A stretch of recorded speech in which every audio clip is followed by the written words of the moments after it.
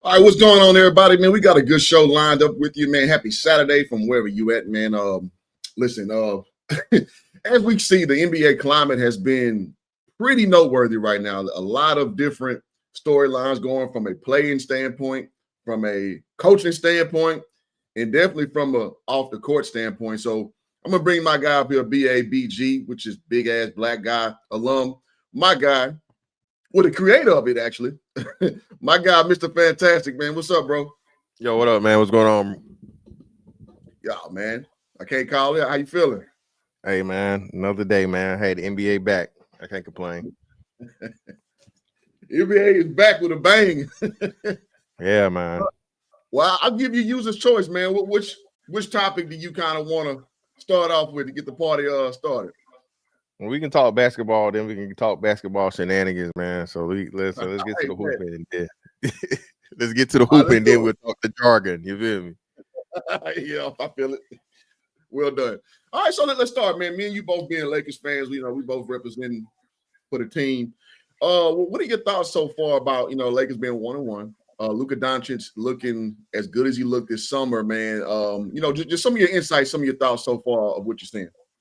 Hey, man, skinny Luka is paying off early. Like you say, the what would we call him? The elder statesman of the NBA is on his way out for all intensive purposes, and I don't expect him to be a Laker by the end of this season. I don't personally. But yeah, man, I think Luka is establishing himself as he being the man of the team. Shout out to the new ownership. The new ownership is embracing that and supporting him, and that shift is happening. So that's how I see it. Yeah, I think that's a very important part of. Sorry, my camera looking a little ashy, looking a little dusty right now. God damn. No, man. So the current Laker front office brass knows what they're doing. I mean, these guys own the Dodgers. So you know what the Dodgers are doing right now. It did lose last night to the Toronto Blue Jays, but I mean they're successful every year. They're in it every year, and it seems like their marriage that their de facto marriage that the Buss family had with LeBron, especially Jeannie, is coming to an end. And I think that, listen, man, as great as LeBron James is individually, I don't think we were a real championship arcing team since 2020. And I've been on record in moment to say it time after time. It's more like we just rewarding the pageantry of what LeBron James represents and not actually building a real championship level team because of loyalty to him. So the necessary change, I guess I'm saying all to say the necessary change is kind of happening right now, bro. Yeah, I agree. 1000%. Like I said, man, it was so many moves that they didn't make, but because of at LeBron's behest, we all know he's the puppet master of a lot of these things. It just got exposed that while he was out here telling people he didn't know about AD getting traded, that Bronny was the one that let the cat out of the bag. So how the hell you didn't know, but your son, the second round draft pick, right, was the person that let everybody know that AD was traded. So yeah, man, LeBron's always been LeBron. Again, nothing to take away from his greatness. Like I said, one of the greatest of all time. But just like you said, his antics and shenanigans, bro, behind the scenes, crazy. Yeah, straight up. And shout out to Pastor Joint Podcast, man. And we will do our show tomorrow. Becoming a member of the channel. Appreciate you, man. I wish I had my soundboard out to hook you up. And he also writes, here to get my dose of hoop jargon. Yes, sir. Always in tomorrow. I'm sorry, y'all, man. My StreamYard, I re-upped on it, and all my dollar bill, money, yeah, gone. Shit, I gotta get that back. But at any rate, appreciate you, Pastor Joint, my guy Zen. So yeah, man. And here's the thing, though. What's so frustrating about that? It's like when you bring this up in real time, people call you a hater. People call you a conspiracy theorist. People say that basically you just don't know. You don't know ball. You don't know what you're talking about. We know all of the slanderous remarks you hear. But then when it started to come out after the fact, because let me back up for a second. Me and Mr. Fantastic the same age. We both 41. LeBron James is 40. And I'm sorry. You kind of know the temperament of people who kind of your same age and your same era of like some of the character flaws, the character traits a person has. You can kind of pick up on those little idiosyncrasies. And one thing you see with LeBron, he's passive aggressive, and he will lie. He will lie to kick it. And that dude will lie to kick it. So when you call it out in real time, you get called a hater. But I'm like, man, just trust me, bro. This dude is not being for real. He's not being genuine. So I don't know, man. Do you kind of feel that same way? Of course, man. Like I said, LeBron has done a lot of things. People forget about the I was talking about this on Twitter. People forget about what he tried with Kyrie. He did the same thing with Kyrie. That's why Kyrie demanded a trade, and he ended up in Boston, right? People forget that the reason that Kevin Love ended up in Cleveland was because he demanded that they trade Andrew Wiggins, and I think Andrew Wiggins was the number 1 overall pick that year, right? For him to come back. Yes. Yeah, man. Again, he's just, been that guy to where the reason why he didn't stay in Miami was because, shout out to Pat Riley. Pat Riley refused to let, a player run the franchise. He gave him leeway. He gave him, a lot of things. But the reason why he couldn't stay in Miami is because Pat Riley was like, hey, man, no one person is bigger than the program. This is a man that played with, coached greats. You know what I'm saying? Like Mount Rushmore caliber great players. So, he's this guy, man, where if he don't get his way, he gonna take his ball and go home, figuratively and literally. Yeah. And again, guys, in the listening audience, I got my one little LeBron hater. I'm so surprised he ain't pull up yet. But it's not about being slanderous. It's just about calling what you see. I mean, and I know Fan does the same thing I do. I'm gonna give you authenticity, whether you like it or not. And in the midst of me giving you my opinion, they generally age pretty well, guys. I've been on YouTube for 5 years, and I don't think you can pull no clown video I ever put up about anything.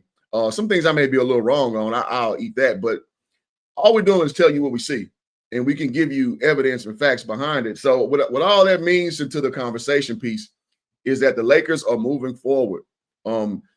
And from based on previous things we've seen with LeBron, like a fan was just saying with the Kevin Love situation. Also, when Kevin Love wasn't up to snuff, LeBron goes with this passive aggressive. He talking about you can fit in or fit out. He just keeps doing the same thing, man. And so when you see these manifestations over and over and over, it just gets old. And so right now, so I want your insights about this, man.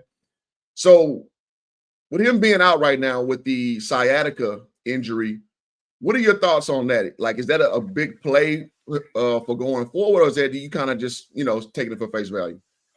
I think this is akin to the Scottie Pippen holdout that year when I think that was that 90? I don't think it wasn't the 96 Bulls, of course, but either the 97 or the 98 Bulls when Scottie Pippen had back problems or whatever, and he was just trying to see how far he could push it to show his importance of the team. And I think this is what LeBron is doing because, hey, you guys can't win without me. You guys need me. And he's going to ride this thing out to see, hopefully, hoping that, it's a losing record, I'll say, within 10 games, an extreme loss or even like, let's say 70-30, something like that. It did come back and save the day after he's refreshed and he's figured everything out, so on and so forth. It's crazy to me how this guy, he spends $1 billion on his body. I'm sorry. He spends $10 million on his body per year or whatever they say, right? Mm-hmm. You mean to tell me, bro, you got sciatica? Stop it, bro. You ain't never had a back injury. Sciatica comes with, you got some, your spine is pretty much resting on one of your nerves coming from somebody that actually had it, but you ain't never had no back injury. So that's not even making sense. Yeah, it makes you wonder now, because here's the thing. I try not to tell no other person about their body. Because, like back when we hooped, man, it was like, okay, are you hurt or are you injured? Can you go or can you not go? And sometimes I guess the way I would come off explaining my hurt when I didn't want to go, you know what I'm saying? Like nobody could really tell me about how my body felt. And sometimes I was bullshitting. But sometimes I just really felt like I couldn't be me if I'm playing. So I say all that to say it's kind of hard to really put your thumb on it if that sciatica is really bothering him like that. But again, it just goes with the antics. Like, well, hold on. Go ahead. He was on Casanat and them shooting jump shots and whatever. So hold on, your sciatica wasn't acting up with Casanat and them, but now your sciatica is acting up for the fucking opening for the season. And let's not forget hand wrap LeBron. Let's not forget what was the excuse he made last season or whatever. Like when he got bounced in the fucking playoffs. LeBron always is the motherfucking malingerer of the fucking the history of the NBA, man. Remember this shit? Last year. Man, yeah, what are you doing, man? Come on, man. But hey, love to LeBron, man. Like I said, as a hooper, bro, there's nothing you can say about him. But like I say, the antics, dog, like, come on, man. We too old for this. Like I said, LeBron will be 41 this year. Brother, you too grown for this, brother. Your legacy is established. You whatever. Yeah. You don't gotta play none of these games. Hey, which is not gonna be his last season. Next season gonna be his last season because you want to play with both his sons in the NBA. That's his whole thing, right? Yeah. So yeah. Man, well, I guess since we're on the topic, we can kind of briefly discuss the Suns. I guess we can talk about Bryce. Did you see him play his first game? I ain't seen Bryce. I didn't hear. I know he played his first game, but I didn't hear anything spectacular. So I don't know. Did he do good? Did he do okay? Like, what is it? Man, I'm gonna just be honest. I know I'm gonna get killed by some of y'all LeBron loyalists. He just a corner boy, just like Bronny, man. I watch him. He defers a lot, and he'll go hide in that left corner, just like Bronny likes to do. I didn't really see anything. I thought Bryce was going to be nice. If we're talking about 3 years ago, when Bryce got to about 6'4" and athletic, I saw a lot of potential in him, and I keep seeing more of the same thing. It's just that he defers. He's not aggressive. Now, he has a bigger body than Bronny, so I'll give him that. But, I mean, I didn't see much, man. So you mentioned about LeBron want to play with both his kids. Man, right now, I mean, listen, man, we only 1 week into the college basketball season, so I can't give a finite answer on that. But I don't see an NBA player, not even a little bit. And he in Arizona, right? Yeah, he's Arizona. Yeah. So that's gonna be one where LeBron gonna use his last Infinity Stone to get his boy in there because, man, I just one look into, like, I saw him play in the Midnight Madness as well. I'm like, no.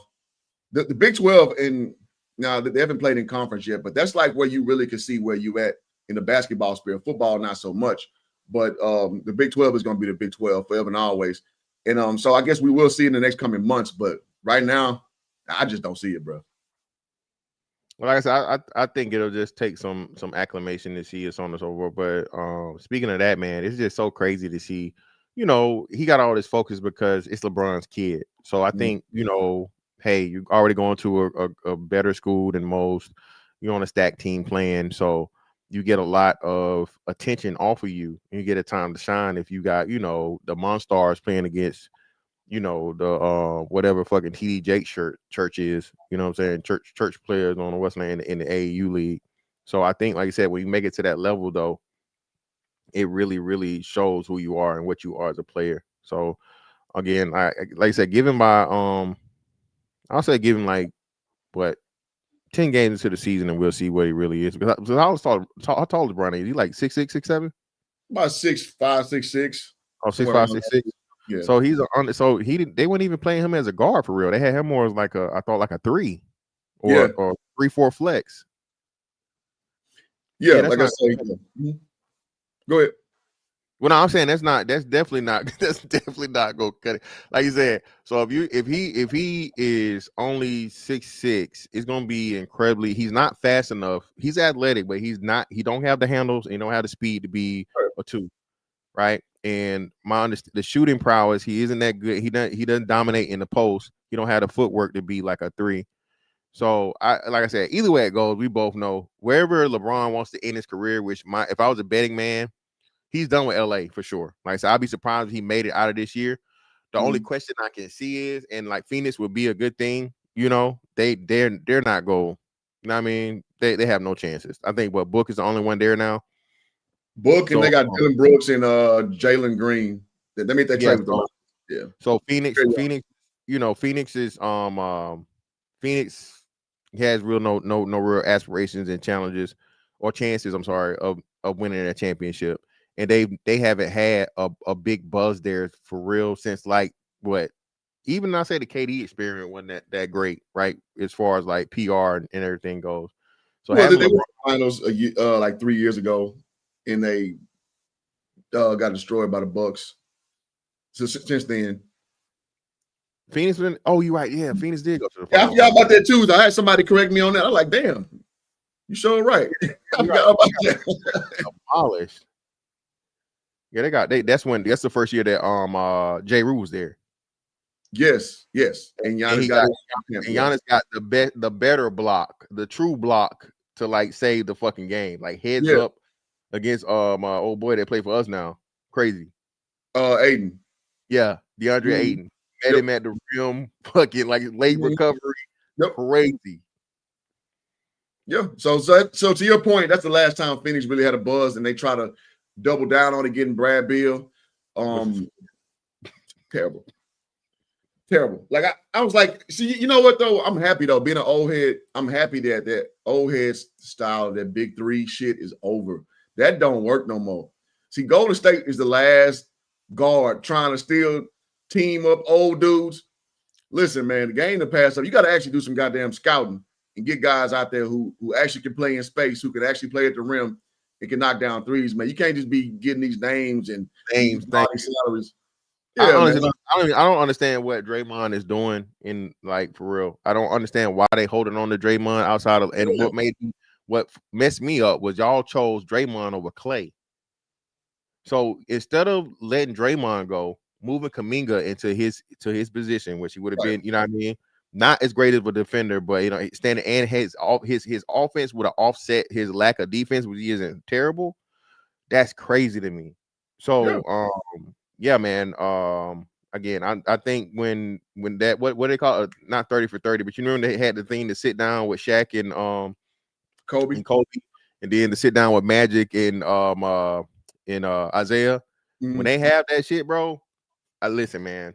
When Steph actually tells the truth in his fucking last fucking plays, bro, Draymond helped, like, made him lose I don't know how many. Because like I said, choosing Draymond over KD, choosing Draymond over Clay, I don't get it. Yeah, no, well, Draymond Green is the big bad bully for those personality types over there. And you know what I'm saying? He's from Saginaw, Michigan, man. Those dudes over there just wired, a little different, Flint, all that, right? So what he basically did was he was that guy who would speak up for the rest of them, because, you know, Clay is reserved, Steph is reserved, Harrison Barnes was reserved. Like you had nobody really to like invoke, you know, the team sentiment or like be the enforcer, and that's what Draymond served. But it's like a double-edged sword, though. Like it was really good when it's good, but then bad Draymond will cost you a championship. That's all I'm saying. Listen, when Draymond was peak, Draymond is worth it. The antics, all that shit, right, is worth it. But now that Draymond is aged, Draymond is clearly over the hill and on the back end of his career, bro. Choosing him over Jordan Poole, ridiculous. Choosing him over Kuminga, moving Kuminga up and giving Kuminga the chance to play, ridiculous. And again, I think, you know, the chemistry is important. Him and Steph probably had some of the best chemistry, you know what I'm saying, big to guard, like, of all time. But at the same time, though, bro, Draymond just got cooked last year. Who did they play in the first round? The Houston. Yeah. Şengün and them. And they only beat them because of fucking, you know what I mean? They beat them because of the experience, right? And that was a play-in. Was it a play-in or what? Or was it the first round? No, that was first round. Yeah, I think that was the first round. Yeah, first round. Then they get demolished by was it the Timberwolves or was it Denver? I think it was Denver. Go back to the film, man. Shit. Why am I drawing a blank on that series? All right, so 2000. The Houston series was good. That shit was lit. It was interesting. It was competitive. It was back and forth. But I know that second round they got stomped. Man, I don't know why I'm drawing a blank on that one. All right, I'm gonna take your word for it. I'm drawing a blank. All right. It had to be either Denver or Timberwolves. I forget which one it was. Because the Timberwolves beat the Lakers the second. No, was it first round? First round. So it could have been Timberwolves. Lakers in 5. Yeah. That, Jesus Christ. and it's, you know what's funny? So kind of bringing this all to a crescendo, like, it makes it hard to be a Laker fan with the stuff that's going on, you know, as far as, you know, being held hostage by a certain player. Because it's like, of course you're rooting for your team, but it's not as sweet when you get a dub. So that's why I was just saying last night felt sweet watching Luka step in there and just, showing that he can step up and be the guy, because it just sucks all the fun out of it, man. Like when you watching, and I ain't gonna say I was rooting for Ant-Man, but I'm just like, man, can we just dead this arc that we're on right now with LeBron at 40, like he's still going strong, and Bronny on the bench, and JJ Redick being this Pat Riley-esque guy who ain't never coached nobody. It was like, can we stop the goofy and just be a real basketball team? I mean, am I asking too much? Y'all let me know, chat. Not at all, man. You said, Curry was hurt the second round. That's right. I think he got injured. I remember now. I still don't remember who it was against, but they weren't gonna beat them no way. No. Well, let me say this too, man. Like, I just don't. Well, I mean, I guess we already kind of crystallized at that point, but like with him going against we'll bring in Jimmy Butler in the fold and what have you, it's just not gonna work, man. You gotta be able to run the floor. You gotta be able to stretch the floor. You gotta play defense.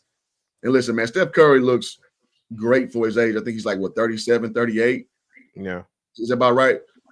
So it's just like you're not gonna win with that no more. So yeah, listen, yeah. And they went and got Al Horford. Where Al Horford look, geez, please, Al Horford need to be in a nursing home in NBA terms. What are we doing? That's fair.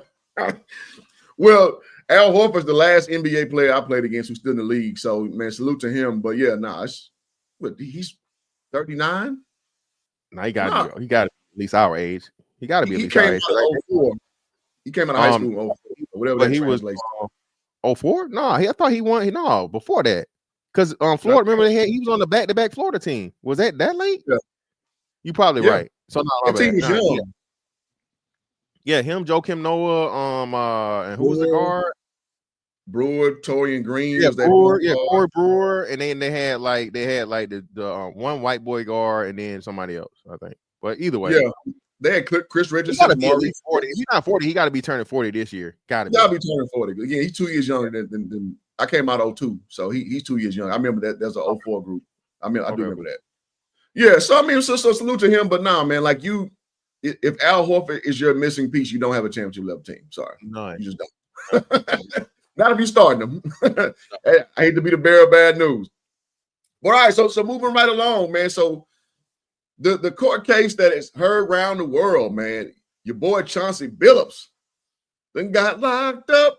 They won't let him. Well, they did let him out, but yeah, man. Your initial thoughts, man, and also just with Kash Patel going out there in a very brazen fashion to announce it. Just some of your insights about some of the optics you've seen about the this crime racket with betting on games and doing these secret poker games. What are some of your kind of takeaways on that? Listen, man, David Stern, may he rest in peace. Ever since he left, bro, the league has been on a downward spiral from a PR perspective that I never thought I'd live to see, man. When he let Adam Silver did nothing but run the brand of the NBA into the mother ground. Ran it into the ground, bro. These players knew better and they wouldn't dare try any of the antics they did. They're doing, players and coaches. That's even crazier. Remember, another big one was the Udoka scandal. All these different things, man. Listen, man, they don't respect Adam Silver, and I think Adam Silver needs to be replaced like immediately. The NBA needs to make a hard 180 as fastly and abruptly as possible to stop this bleeding, man, because there's way too much stuff going on out here. Yeah, way too much. Yeah, I mean, listen, man. The Houston Texans owner, Bob McNair, who passed a few years ago, he said this statement that very much rubbed people the wrong way. And he said you can't have inmates run the asylum. Now, that denotes basically what people say like a slave master's mentality. But what he's saying is correct. This is my business. This is my team. I pay all you MF a salary. I'll be damned if you telling me how to run this shit. And David Stern understood that too. Like his name, David Stern, was very apropos of his actual mentality. He told you MFers, y'all not going to ruin my league coming to the game dressed like, Pookie and Ray Ray on the block. You're going to put a goddamn suit on. Suit on. You gonna put a suit on. Everybody, oh, they're racist. I remember this vividly, right? And I actually felt that way at the time. You know what I mean? That's how my mind used to think. But what happens is you playing into the bedrock of the people who fund your league. So that we talking about middle America who consumes your product, right? So you need to be more. Let me back up for a second. I remember I took a job at Northwestern Mutual to be a financial advisor. I went through 7 interviews and I got hired. And I remember one of so I used to dress up and I used to have like a fat tie, a fat bow on the tie, and like kind of squared off, like kind of like just like 2011. So like kind of like, you know, a almost 30-year-old trying to still kind of be fly with dress. And I remember one of the guys and one of the managing partners pulled me to the side one day. He's like, Cliff, listen, man, what you wearing is crisp, it's nice, but if you're gonna be sitting there across the desk with somebody else who want to trust you with their money, that's not the look that's gonna get it, man. And I was offended at first, but now as a grown man, I understand that he's absolutely right. You can't be dictating the terms when your salary, your product is contingent on someone else putting money towards it. So David Stern, to kind of bring it back to my point, David Stern understood who he's playing to. That's why the NFL is never going to go down. I don't care how many protests y'all think y'all going to do. I don't care how many fuck Roger Goodell's y'all going to tweet out. The NFL going to always be king because they play to the people who pay, right? So that's what to Fantastic's point, the NBA struggles with this because they always are trying to do the player empowerment thing with these guys. If you give them too much reign, they're going to drag your image down. So I'm sorry, man. Like I just can't for the life of me understand why Chauncey Billups, a respected NBA champion, recent Hall of Famer, the dude earned over $100 million in his career. Why in blue hell are you doing these kickbacks for this La Costa Nova family and all the rest of those Gambino, those gambling families, those Italian families rather, for these a couple $100,000? What the hell are you doing? Exactly, what are you doing? That's what I'm saying, man. I forget who asked it. Cam, shout out to Cameron asked, like, bro, how much money is enough? Bro, you making $1 million a year as a coach to just tell people what to do playing basketball. Like I said, you made over $100 million. You a Hall of Famer. Like, bro, how much money is enough? Like, what are we doing here? It's crazy. Now, like you said, this ain't no states. This is a federal investigation, brother. You getting caught up in federal charges and possibly facing federal time from playmaker to inmater. Goddamn.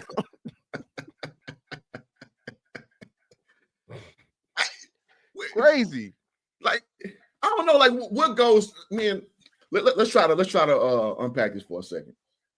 What goes through the mind of a cat who's touched millions upon millions of dollars? You've played at the highest level. You've had access to women that most of us looking on the gram and think, can never touch. And you are devolving yourself into being a figurehead for this crime syndicate. Like, what goes through your mind to actually do that? This actually reminds me of that dude. He played for the Cowboys. His name was, I think, last name was Hurd. This dude was selling crack, selling cocaine. He's already at the NFL level. What are you doing? Old school say that's hustling backwards, bro. That's the shit you do when you broke. When you ain't got no opportunities. Crazy. Am I tripping? Not at all. Like, bro, you got hundreds of thousands of dollars or millions of dollars. You fucking in the NFL, the 1% of the 1%. Come on, and man. Somehow you squander it away, like you said, on illegal activities is ridiculous, man. I was trying to find it, but I couldn't find it. Somebody on Twitter put the joint where Terry Rozier, bro, he kept turning the ball over. He's like, in one game, he was just like, he had like crazy turnovers. But he said, I knew there's no way he could play that bad. It was like a point shaving, man. Listen, man, this gambling thing is, listen, when they allowed it, I kind of understood it. But then to see just how much money is behind these parlays and not even just NBA. You saw the joint in college a couple weeks ago when Buddy ran back and got a safety. Instead of just you know what I'm saying, kneeling down and wasn't it? Buddy ran all the way back to get the safety when the spread would have been like 3 points or whatever. Yeah. Like, bro, it's just too many shenanigans going on with this gambling stuff, bro. And a lot of people gonna end up getting caught up. Yeah, I mean, and it's again taking integrity down. So now when I don't know about you personally, but when I scroll Twitter the last few days, all they talk about is sports are rigged, sports are rigged, sports are rigged. And listen, man, these don't do anything to help the integrity of people trusting this product is fair, especially when you add the gambling element. Now, I think us with a, I'm going to go in my COJ bag real quick, my Cronks Judah bag. When you look at it from a three-dimensional level, of course, I mean, nothing is face value ever because the machine, Vegas, is still in business for a reason. It's there for you to lose. The house always wins. Say the house always wins for a reason. Come on, they undefeated. They've been around forever. So us, from a two-dimensional level, we think everything's everything, but it's almost like you can't lift the veil on what's really going on behind the scenes because we lose confidence in it. We lose the buy-in to watch it because we think it's fake. And then what's the point of watching it? So I guess what I'm trying to say is this is very clumsy of them to have this out in the open. And it don't help either. Like last year, DeJounte Porter, the brother of Michael Porter Jr., he banned from basketball for life for point shaving because he had gambling bets. So these things that, people speculate why Jordan had to retire the first time and what have you. At least they kept that shit under wraps. Like now, it's just like y'all giving the game up too easy. The Jordan thing, and then they had the referee scandal, right? Oh yeah, that was the thing. Yeah, they got him up out of there immediately. Mm-hmm. Hey, shut that shit down immediately, bro. So yeah, man. Like I said, it's just again, man. Adam Silver, I give him this season and probably the end of LeBron. I see him when LeBron retires. I see him either being forced out or him stepping down because it's just this whole Adam Silver era that nobody know what the hell going on with the All-Star game. Every other year is some different, some new gimmick, some new. Come on, man, what are we doing? And like I said, the NBA now is like one of the most global. It is the most global it's ever been. Streaming and all these different things, and so on and so forth. All these deals, all these partnerships. They got the logos on the jersey now, the sponsorships on the jersey. Mm-hmm. And you mean to tell me the product is going down? So yeah, man, like I said, crazy. Well, yeah, I mean, even from a sports performance standpoint, with the excessive threes and him not coming down, even just some wink, wink, nudge, nudge, like, yo, this is about the number that I need to see, even if it doesn't come to light, because it's a bad product. I'm sorry, man, and that's hard to say from a guy who loves basketball, a guy who's played basketball at a professional level, a guy who played at collegiate level. It's hard to watch sometimes, man. Like if I look at a game and it's the damn Nets and goddamn Kings, I'm not watching that shit. I'm not watching that. I gotta be invested with a name I know. I ain't watching these Karis LeVert going to play. I ain't watching that bullshit because it's gonna be bullshit. Shout out to Cyrus in the building. So it's very hard to. I mean, it's almost like you said, it's a sinking ship and there's too many holes to plug, and it's because the captain of the ship has let too many things go on maintenance. You're not putting down the right marching orders because let's go back to 2020. Like, what the hell is the NBA doing, man? With the connection to BLM, and we saw BLM on the court, putting all the shit on the court so bad that you remember the following year he had to come out and make an official statement. Hey, the NBA would no longer be, promoting this and this and all these things. Right. We encourage the players to, be involved socially and be involved, but the NBA will no longer be, Yeah. So yeah, man. And we ain't even talked about the WNBA. That in itself. Shit. That's a whole nother hour right there. Yeah. And those for in the listening audience who don't know what we mean by the BLM thing, that it's been exposed, as a money grab for those women who started, and so much so that they've had to change their manifesto on their website many times because people have kind of exposed what they're about. As we saw what they did with that money, that they weren't about what they said. So for the NBA just to jump in head first like that, I get it. The social climate in 2020 was crazy. That's something you may not ever see again. But at the same time, you being the captain of the ship, like we just were talking about, you got to have some foresight, man.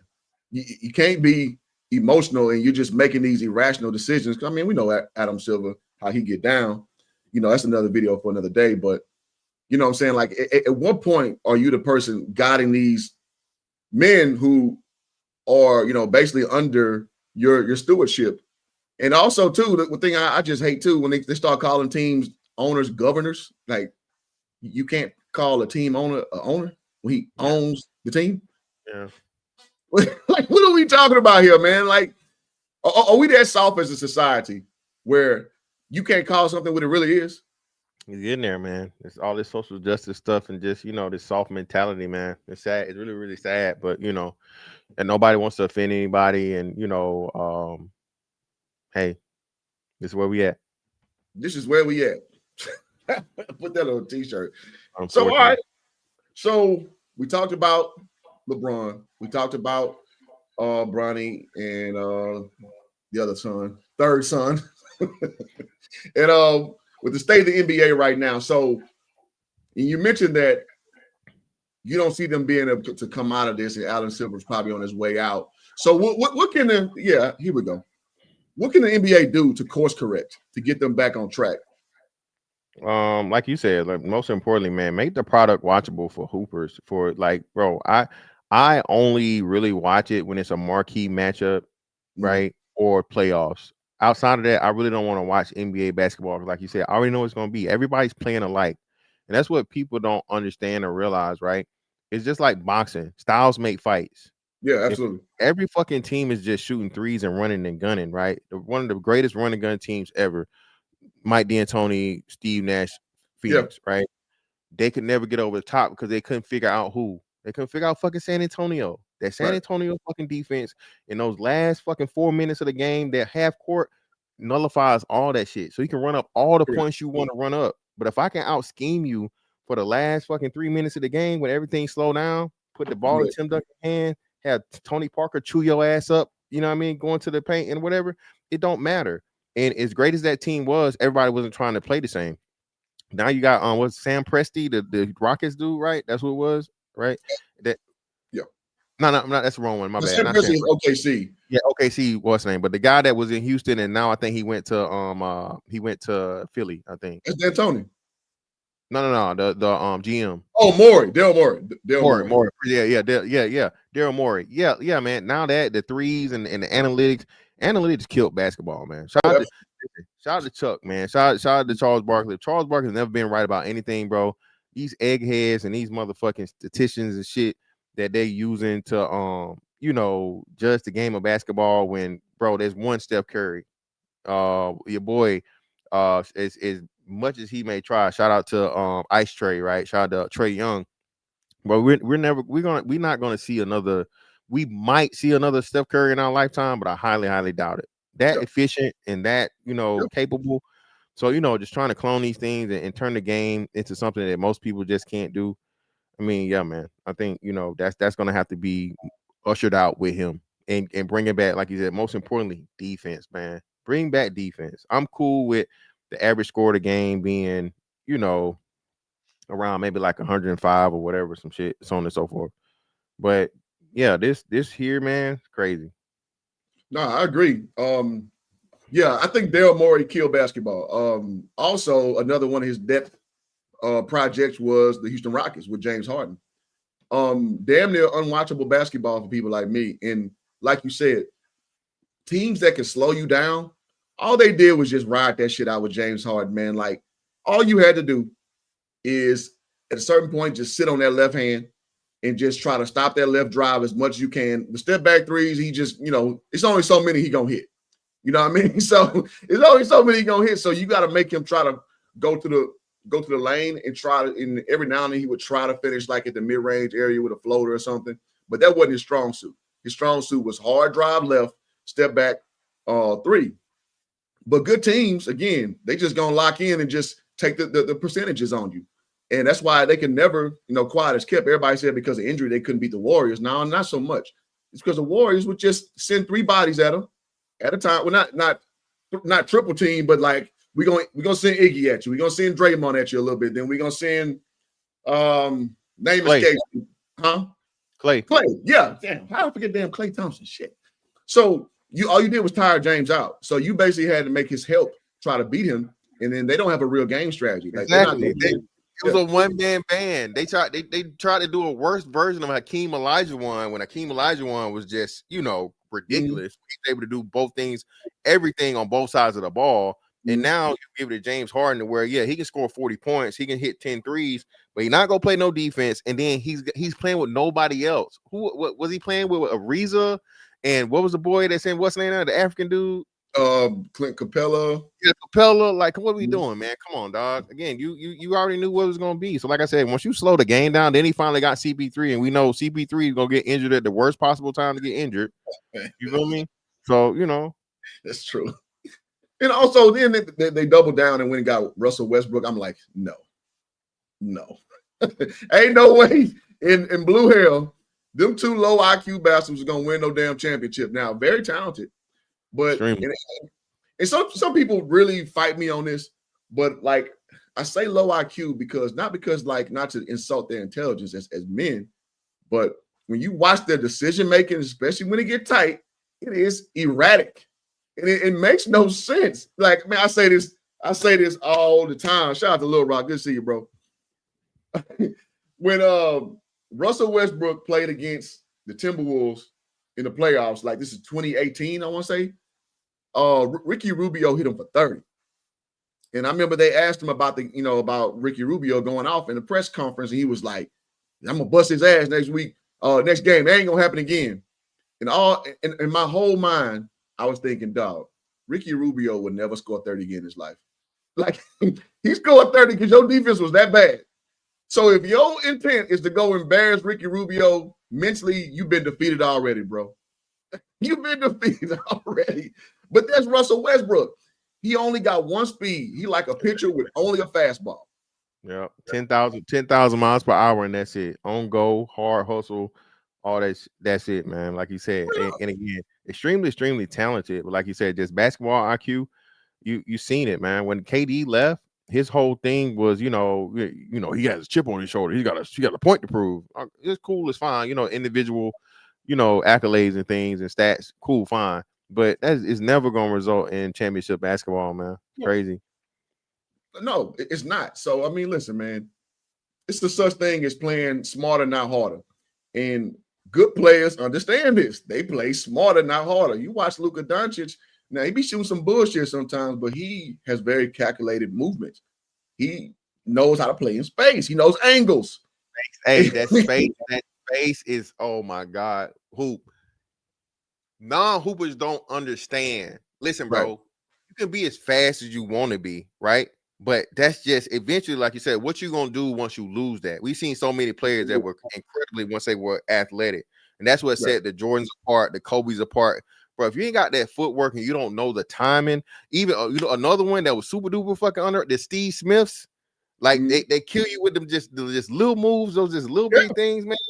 Yeah. Like you know what I'm saying? It's about that. So again, a lot of people, especially that's the saddest part about it, man. I think all the AAU stuff is cool, fine, I understand it, but I think these kids ought to be forced to watch a lot of 80s basketball, 80s and 90s basketball to understand, like, hey, man, yeah, you can jump, you can do all these things, and so on and so forth. You're super duper fast, but if you want to last long in this game, even past your athletic, your athletic prowess, bro, you got to know, like you said, timing. You got to know pacing. You got to know the angles. You got to know all these things, anticipation.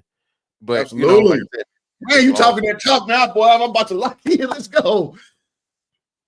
Those things. So okay. Let's slow it up. How many times you hear in a hoop discussion people talk about your anticipation skills? None. Never. Yeah, if it's real, like I said, very like it's got to be hoopers, man. It's got to be people that's been doing this. And shout out to you, like I said, pro level, high, college level, all these different things. So on and so on. I'm just I'm a recreational guy. You know what I'm saying? I'm just me. You know what I'm You saying? know But what at you're the same doing, though. You know what you're talking about. So shit, if you learn the right way, it doesn't change. It's just different yeah, levels of athleticism. but yeah, listen. I done played my share of D1, Yeah. pro dudes, and NBA international cats too. You know what I'm saying? I done made some niggas. You know. No, because I'm serious, man. Like I remember, like when I played in Germany, man, I had a teammate named Ignacio, and this dude, we call him Baby Dirk. This dude was 6'10". He's from Peru, but he looked like Dirk. I don't know how that all makes sense, but that's a true story. Yeah, I got you. Spanish Dirk, I got you. Yeah. El Dirk in the building. So El Dirkio. Yeah. So man, Ignacio was damn near impossible to guard because like Dirk, he had this super high release. Dog, and I ain't gonna lie, man. In practice, he used to fuck me up in practice, dog. Because I'm used to bigs who can shoot, but not bigs who just are disciplined. I'm a stretch four, and I'm gonna be a stretch four this entire time. I'm never gonna drive. I'm never gonna give you a different look. Because in college, I mean, we had some of them, but not really. Like everybody want to just kind of you run the play, you get in where you fit in.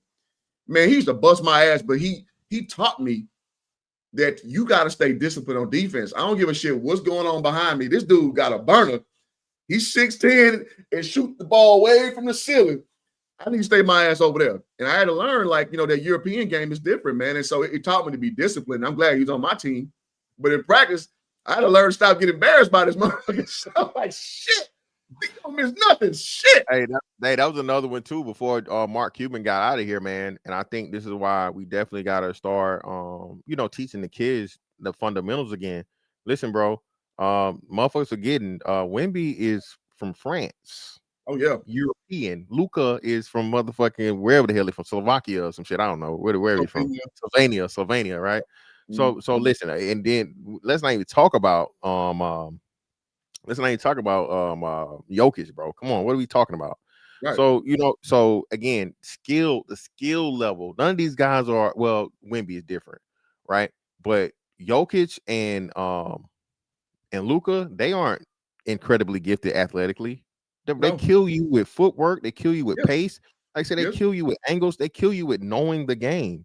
Yes. And like you said, bro, and listen, quiet as kept. Listen, Ant got some explaining to do because Luka is killing him. He did the same thing, even though they won the series. Yeah. Listen, I saw motherfucking Ant take a step back a couple times that series last year because Luka was, listen. We'll go. Listen. No, straight up. Anthony gotta get more aggressive too. He played well in the series overall, but I saw those lulls when it's like, dog, why are you not going at this dude, man? What are you doing? Like with this, he do too much yo-yoing up top. I don't like all that, man. Yeah, man, you got to work him out on the other end. Like you said, if you can't stop him, at least you got to make him get the switches on the fucking screen and then make him work like you working. Absolutely. At the very least, but yeah, man. Well, and two, man, one thing that I love about Jokic, you talk about playing in space and playing smart. I remember in the playoffs 2 years ago when we were playing them real tough, and we thought we would, maybe it was 3 years ago, we thought we would beat them. And I remember AD was getting the best of Jokic for a little bit. And I remember Jokic started changing up his strategy. And what he started doing was he started working for position way earlier, like in transition. So he stopped bringing it up. He let Murray bring it up, and he started hitting AD with a hard cut, boom, posting him like at almost midcourt to get it position. I'm like, dog, that's the kind of stuff nobody talk about. Because AD was getting up in him when they waited for half court for him to set up. So he started doing his work early and getting open early. I was like, that's basketball, man. And that's why you can't deal with that old big old roly-poly, because he just know them angles, man. Exactly, man. Jokic walking any gym, you be like, man, who this dude right here, man? And kill everybody. Gonna bust your ass. Gonna bust your ass, man. And I bet these several guys like him, man, just burly Eastern European guys who you like, oh, this motherfucker sorry as hell. Yeah, bro. Hey, chop your ass right on up. Then cut you out like a little baby. Yeah. Then cut your ass out in a foreign language. Then cut you out. That's real talk, man. So for the listening audience, guys, I'm a hoop junkie, man. So if you come on this side of the world, I don't like to hang in the weeds, as it were, and talk about scandalous stuff. You know, the game is to be respected, and hoopers know hoopers that know hoopers. And when you see someone who treats the game the right way, man, there's something to be said. No disrespect to the Russell Westbrooks of the world, they only know what they know. And I'll say this too. The crazy part is he never played point guard in his life until the NBA, and it shows. And it shows. Like when your main objective is to take people off the dribble and try to go to the basket, not even worrying about the organic flow of basketball. What you do is you take people's games away. And LeBron is guilty of this as well. Why does everybody, when they come to the Lakers, all of a sudden Rodney Hood can't hoop no more? Well, when he came to the Cavaliers, for that matter. Why all of a sudden left-hand dude, Shooter, came to the Lakers? Oh, damn, what's his name? I can see his face. But anyway, Dion Waiters, I want to say. Big time score, all of a sudden he comes to the Lakers, he can't play. You know what I'm saying? Like, so some players, you know, thrive when you give them the ball in their shooting pockets and you give them a chance to be who they are. And I can keep going. Chris Bosh, all of a sudden, Chris Bosh is a stretch 4, right? Chris Bosh played face-up big his entire career. Kevin Love, same shit, right? So as great as, you know, those things are to watch, to Fantastic's point, they cheapen the game. And right now, and rest in peace, Kobe, he was saying that it's called accidental basketball. And he was saying that you come in, he's like, yeah, me and Phil talk about it all the time. So basically, you don't have a real game strategy. You're going off, you know, you just quick reading, kick out, score, and all that. That's cool. Ability, like you said, in the moment. Hey, if this guy's cut, make a cut. If he's there, get the pass.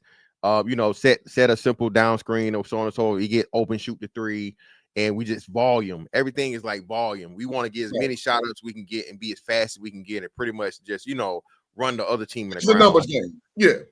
Versus actually, like you said, running a scheme and understanding. And shout out, man, like I said, I can't even think past Kobe. You don't even see well, no, I take it back. Steph and Draymond. As much as we talk about Draymond, those are the only players that I will see actually coaching like in game that will actually pull people to the side and be like, hey, you saw that right there, so on and so forth. I need you to do this. You need to do that, and so on and so forth. That's another element of the game of like where, you know, of course you have the coaches, but then every player is a coach because you're actually, you know what I'm saying, carrying it out. Especially when you're like the leader of the team, you know what I mean? So it's your job to tell your teammates what you can see if they can't see it. And that's been totally lost too. Yeah. So, and they call it an extension of the coach on the floor. Yeah. When you're an extension of the coach on the floor, you can see the teams who have that pecking order leadership because they don't lose their minds when they're down 15, 20. They keep running their shit. And then after a while, you start seeing them slowly hawking them, and they win. Those games that look like they're out of it, or the games that they're on top, they don't blow big leads because they just continuously be consistent. And that's the mark of a good team, being an extension of the coach on the floor. And you don't have guys, I mean, I know we just talked about Draymond, but generally you don't have those guys who just losing their heads, getting these crazy technicals because the team has a very high overall, you know, temperament because, you know, everything's in control. So, you know, it's good to see teams when they do have that. And I'm scared. I ain't gonna lie, dog. The Spurs look scary. De'Aaron Fox ain't even played yet, and they look good. Castle year 2 looking good. Yeah, I mean, Wemby, you know, that's a whole other thing right there, man. So you tell me, what does your eyes say about the Spurs, just from your point of view? Listen, man, seeing what Wemby did and seeing just how open he makes the rest of his teammates, him knowing how to handle the ball, him knowing how to pass the ball, the threat he is anywhere from free throw line down. It just, like you said, and the way he's, thank God, he's not taking 33s no more. He's actually going to the basket. He's actually looking for more contact. Bro, it just changed. That's a scary team. That's extremely young. And like I said, I didn't even think about that. I didn't even think about D Fox not playing yet. But if they can keep that up, man, it's reminiscent of early OKC Baby Bulls, like that. I think they'll be a tough out in the playoffs and make it hard for whatever team got to play them to win the next series, if not beat them. You feel me? Yeah. And like Nanga says, I'm sorry if I'm mispronouncing your name, brother. He only 21, dog. He only 21. And I did a breakdown video with him the other day. And this dude can score from literally everywhere on the court. And here's what I mean. He can bring the ball up and score coast to coast. He can score just going straight in the post, back to the basket. He can score getting it face up. He can score from deep three in a half court setting. He also can score consistently in the mid range. Like he can score everywhere on the floor. To a fantastic point. He's a little timid at first, kind of relying a little too much on that three. And shout out to Cyrus' point about that. But you can tell, like working with Hakeem, this dude is mature. What 21? This is a very mature 21-year-old. And like I was leading up to, when I played ball in Europe, man, my teammates, sometimes they'll be like 16, 17. And I can see why he's so mature because they were mature. There were some mature 16, 17-year-olds. Like they were about their ball. They were about business. Because that was their paycheck to get out of, in Europe, it's not a lot of things you can do and make a lot of money over there. I'm just saying, you can be working a kiosk your whole goddamn life. Imagine Wemby motherfucker selling you a cell phone. Yeah. Washing off RVs and shit like So you better take that shit serious. And they do. So it's a pleasure and a joy to see how mature he is, his game evolving. It's only gonna get better. That's scary. Like, listen, man, that's scary. Like I said, I think we see these anatomical, physiological wonders of the world every now and again. You got your Wilt Chamberlain, your Shaquille O'Neal, your LeBron, right? But Wemby, like I said, he ain't even in his grown man body yet. He's Hell no. So Matt, like I said, they keep him on a good workout regimen, so on and so forth. Bro, 25 to 30. Oh, listen. Man. Hey man, you better hope that the basketball devils get in his foot because usually the foot is usually what take them big dudes out. Yeah. But if he stay upright, oh my God. Yeah, if he stays healthy and he don't get hit with the Ralph Sampson and the Yao Ming, bro, it's gonna be that's gonna be scary, bro. Listen, man, San Antonio already my side bitch team, man. So I mean, hey, like I'm ready for the ride. I get a side bitch team every 2 years since you know who came to my Lakers, man. I can't fully enjoy them. But I will say this. No, I said go ahead. Yeah. No, now again, watching the game last night, it felt very 2017-ish. Like, man, something's different around here. I can actually chill for my team free and clear. So I may bring my ass back to a Lakers game. You guys don't know, I live in LA. I haven't been to a Lakers game since March of 2020. That was actually the last game before the COVID thing when the Nets players got sick. We was playing the Nets. So it was the last NBA game officially for like a real crowd before they went to their virtual shit. That's the last Lakers game I've been to. I just, we got Westbrook. I'm like, nope. When it turned, what I mean? I'm not there for the LeBron experience. I'm here for the Lakers experience. Sorry. Not sorry. So no, it's good to see that too. And I saw another one that Nanga said. I like this question. He says, do the Knicks have to stay relatively heavy to come out the East? Finally. Listen, man. I think getting rid of Tibbs was a good thing for y'all. I don't know if you're a Knicks fan or not, but for the Knicks fans out there, getting rid of Tibbs is a good thing because Tibbs, I'm sorry, man. Great assistant coach for defensive purposes, but that dude run people in the ground. In the ground, bro. That ground. Tell them who. Listen, people forget, bro. Remember we did one of the worst contracts ever, Luol Deng, and we some way fucking took this man after he had to get a spinal tap, bro. D Rose, I think D Rose's whole career was predicated on, bro. Like I said, bro, Tibbs was a practice everyday guy. Yes. Everything super hard, literally run players in the ground, man. So many players have said it. So, like you said, man, I think the best thing for him and Black Mr. Potato Head, the dude that was the coach for LeBron, and then Mike Brown. Yeah, Mike Brown. Like I said, excellent assistant coaches, man. They just never gonna get it there as a head coach, man. It's just not in the cards. You know what I'm saying? And I think it's like you said, it's scheming, it's philosophy, But like I said, at the end of the game, Tibbs the same way, bro. I hadn't seen Tibbs win a matchup like ever with all the talent he had. Like go back to the Baby Bulls team. I forget where he was before this, but now with this Knicks team, bro, listen, for you to end up like that with the way fucking what's the boy name? The guard for them? Brunson. Yeah, Jalen Brunson, and then you had Cat show up, how Cat was showing up, and you know what I mean? Not even make the man. It's just all bad. You know, I'm gonna say something that I probably never said ever. I actually feel bad for the Knicks because they got a good team. I think Cat soft is baby shit, but skilled, man. He can, when he locked in, he could play at a very high level. He looked exactly like for Kentucky back when he was locked in. Some personality issues with him, but the Knicks had enough to win last year, man. In my opinion, I think last year was one of the most open as far as no favorites really being amongst the top with the Celtics getting hurt. You know, that was the year, I guess, well, in short verse, I'm trying to say, that's the year that it was open for anybody to win. And with OKC, I mean, listen, great team. I love how they're young and how they went organically. Getting SGA early from the Clippers. It still was, if you asked me before the season, would they win it all? My answer would be like, let me wait and see. You know, I wouldn't be like, hell yeah, it's theirs to lose. You know what I mean? So with that being said, when I watched the Knicks, man, they got the defense. They got the team, the guys that play together. You got the old guys who went to Villanova.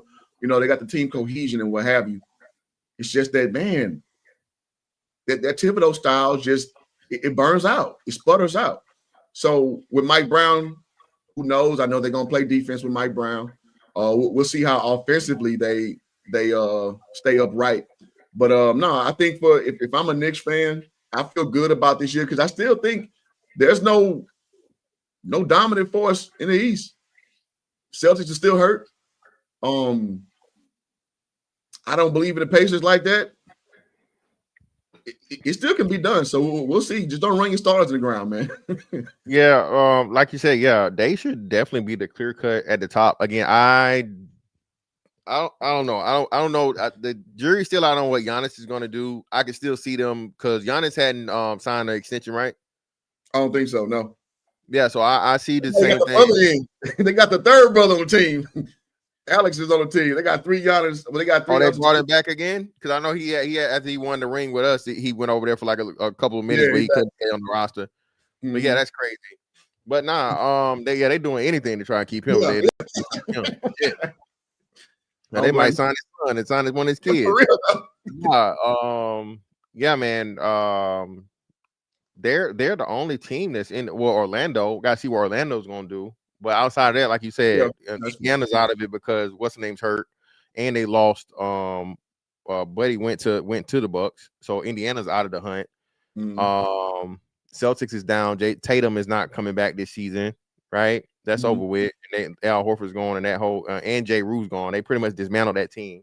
Mm-hmm. I think this is a showcase for them to shop Jaylen Brown. I think this whole season is for them to shop Jaylen Brown for next year. Because that was one of the biggest things with him and Tatum being so close to being the same player. I think they're gonna wait and see, you know, if Tatum is the same, he comes back. You know what I'm saying? No, that makes sense. I hope they don't bring him back late this season. I hope they don't. But you know, being what we've seen in the past, I mean, here recently, they might. But yeah, man, I don't see anybody even being a true threat out of the East other than New York at this point. I can't think of another team.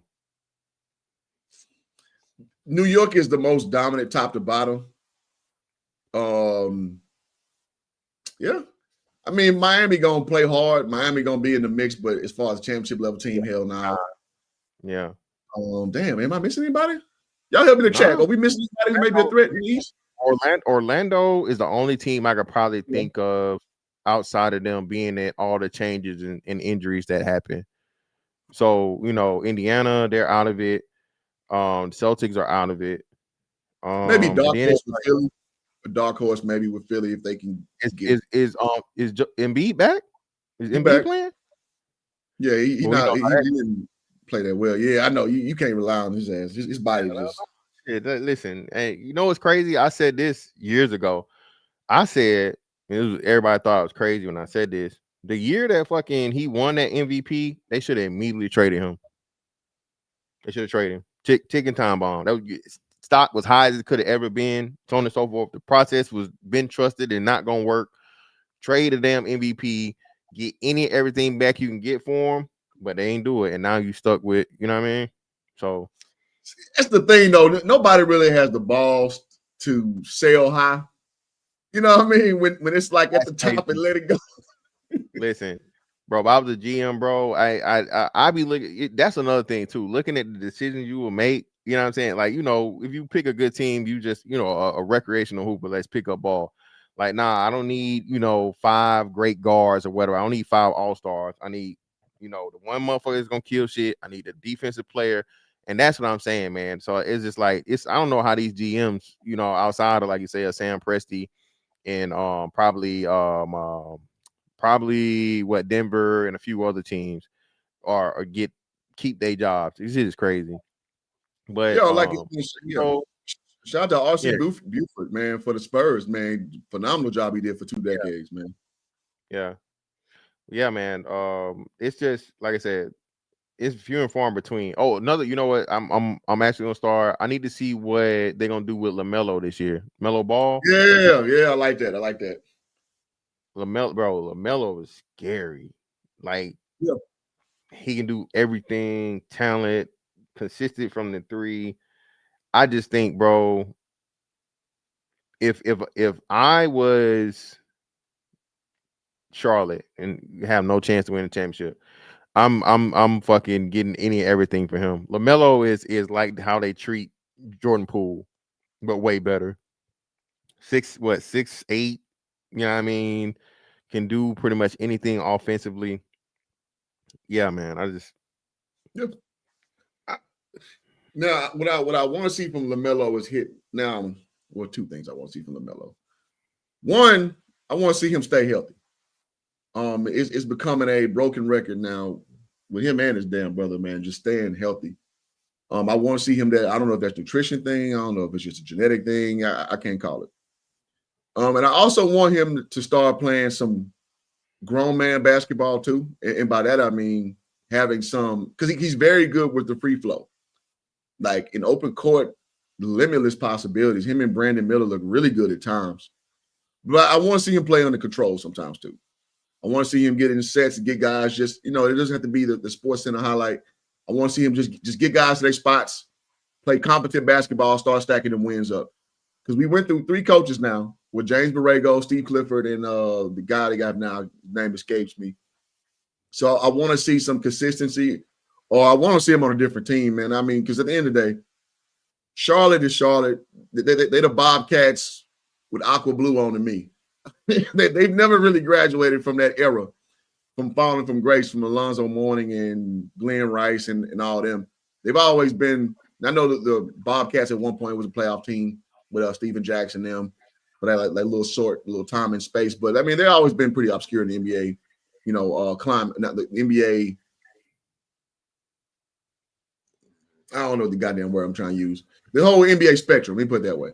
So I want to see him get to that point where they're playing consistent basketball, where they are, you know, just walking teams down by executing instead of just being flashy and nice alley oops and all that shit. That's cool, but I want to see some grown man basketball from him.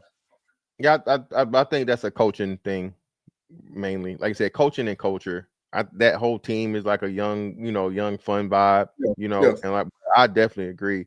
If LaMelo wants to win for real and not just have fun and, you know, make hundreds of millions of dollars, he's gonna have to, you know, change the approach. And like I said, I don't know if he'll demand a trade, but if I'm a team and I need a fucking for sure scorer, my defense is solid, and I need like a second option or whatever, yeah, bro, I'm definitely, you know, I'm definitely going LaMelo.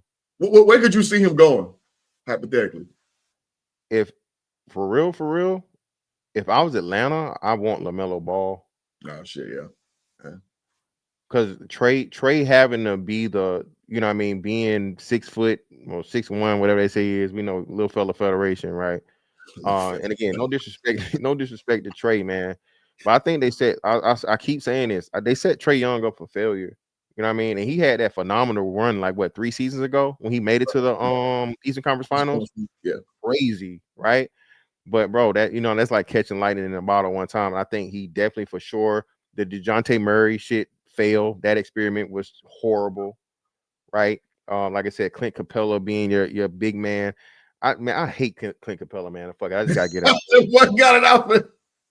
I just gotta say it. I despise Clint Capella, dog. I despise just the rim runner. I hate that. I hate the rim running big man. That were all you can do. Oh my god.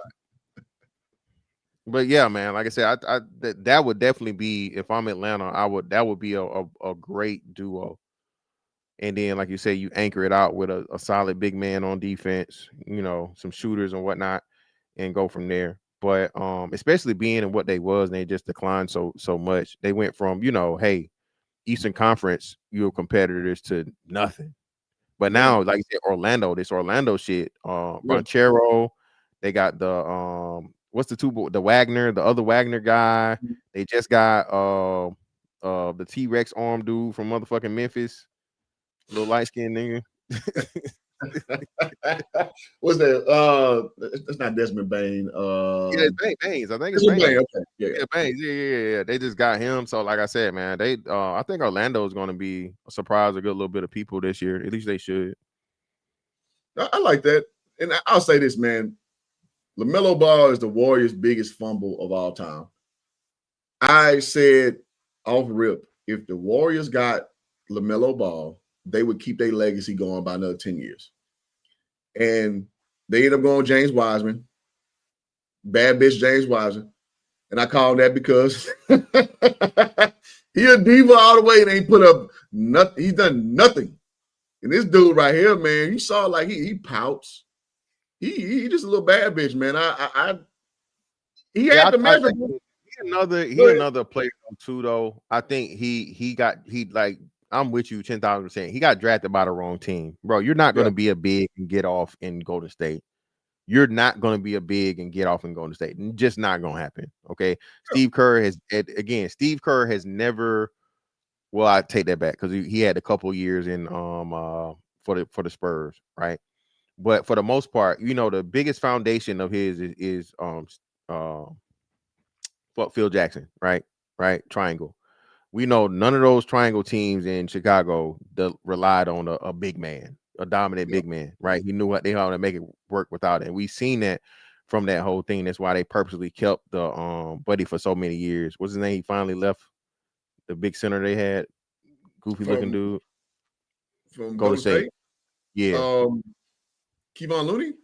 Yeah, Looney. Yeah. Kevon Looney for so many years. Look, all we need you to do is motherfucking grab the ball, kick it out. Grab the ball, kick it out. If you got to put back, get the put back. But we're not finna run plays with you. You're not forget nothing in the post. Set this motherfucking screen, okay? Then be happy. All right. And James Wiseman, like I said, man, his game, because Steph, remember when Steph was hurt? James Wiseman putting up some good numbers when Steph was hurt, bro. He actually had skills. All the stuff he was doing in college, he translated over to the NBA. But Steph came back, man, and like you said, I think his lack of toughness, right? His lack of mental fortitude, on top of him feeling like he was who he was and not understanding. You just got drafted by a team that's won, 3 of the last 5 championships over. You feel me? So yeah, man, that was the thing. And hell, his ass got a ring. Remember the year the last year they won 21. He was hurt. Oh, he got a ring. He got a ring with he was on that team. Well, not the last one. But, yeah, not the last one, but the one before that one. Well, no, it was the last one. 2022. Yeah, I think he. Yeah, it was the last one. He was on. He got a ring because everybody was giving him shit because he didn't play because he was injured. But he got a ring. Good for him. Yeah, and all I know is kind of just peering in and watching him a little bit in Detroit, not really doing nothing. But again, I think the pick makes sense because you wanted to try to have a big come in and basically was something that they never really had, except trying to get Boogie that 1 year, but Boogie got hurt, so didn't really, metastasize anything. But like you said, you had plug and play bigs for a good 10 years, absent from Andrew Bogut. You had a lot of guys just plug in guys. So yeah, I could Zaza Pachulia and all that. So yeah, he just didn't understand, I think, from a maturity standpoint that, bro, like we give us 3 years. It's your time to rock, homie. Not right now. You said it perfectly, man. That bad B energy, bro. Like you said, this again, he's, and this is another thing that happens too. Hey man, these kids are, they superstars since AAU, they superstars in college, everybody, and then you get to the NBA and it's like, hey, you gotta know your place, young fella. Yeah, you playing with Steph Curry. You playing with Steph Curry, and at the time, I think Clay was still there because Clay got all his rings in what's name, right? So bro, you playing with Clay, Steph Curry, Clay Thompson, and Draymond Green, bro. You are like at the very least number 4 on the pecking order. Yeah. What are we talking about here?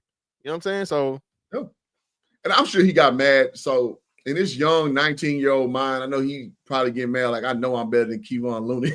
He gets these minutes. But you know what? He actually he came out, and that's one of the reasons they pushed him and traded him, because he came out and he made statements. I don't want to say it was like, incredibly public or whatever, but his discontent with his role was made known. So immediately, like you said, hey, Steve Kerr not having it. Like, bro, I don't damn need you. Come on, get you out of here. But like you said, I agree with you wholeheartedly, bro. Had they got LaMelo Ball, I think definitely they would move on from Draymond and find, LaMelo Ball, Kuminga, Klay Thompson still there, Steph. That'd have been nasty. Yeah, that would have been that'd have been nasty. And I say that they fumbled that because that was Steve Kerr putting the kibosh on that situation, because he hates LeVar Ball. And he let his disdain for the Pops miss out on that Ferrari that they could have had. Because just think about it. Just really think about it. LaMelo Ball, even though he kind of has his situations of being injured or not, him being in that second unit, at least those early formative years, and just leading that bench, like, because I know you like Jordan Poole, sounds like, at least. Me, I'm not a huge fan of his, but Jordan Poole thrived because they needed that. They need that second gear guy to come in there and start creating his own buckets and being creative. So as good as Jordan Poole can be when he's good, Jordan Poole, LaMelo is 5-10 times better than him. Oh my God. You know what I'm saying?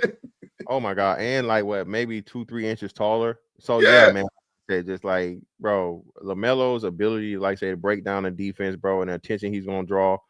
That was the thing. Again, I don't even think, bro. Like I said, this is why I hate liking the Warriors, because it's the Warriors. But you can't, like, you know what I mean? You know how it's like when shit just so basketball, like it's like the Spurs, right? You hate them because but when it's like the art of basketball, bro, it don't get much better than, like you said, those years, the Splash Bros and fucking Draymond years of Golden State, man. That's just, artful basketball, man. It's just right, man. And two, it's kind of going back to the Daryl Morey thing. He was trying to basically mimic what they were doing with the Houston concept. However, the Warriors run shit. They run shit. They not just jacking threes. It looked like it. Schemes. that hoop, I don't think people understand, like you said. So the whole Warrior scheme is a amalgamation of triangle, of course. Then you got run and gun shit that you had when he was with Phoenix, and of course, like the offense of the Spurs. So I don't even think people understand, like, Steve Kerr's genius is taking all of the great coaching he had before him and putting it all together in one thing with the perfect personnel on top of it. You feel me? Yeah. That's a hard team to beat. Yeah, it's a hard team to beat because as predictable as they are solid. They consistent. Klay coming off that goddamn down screen, locked and low, ready to let it go. right?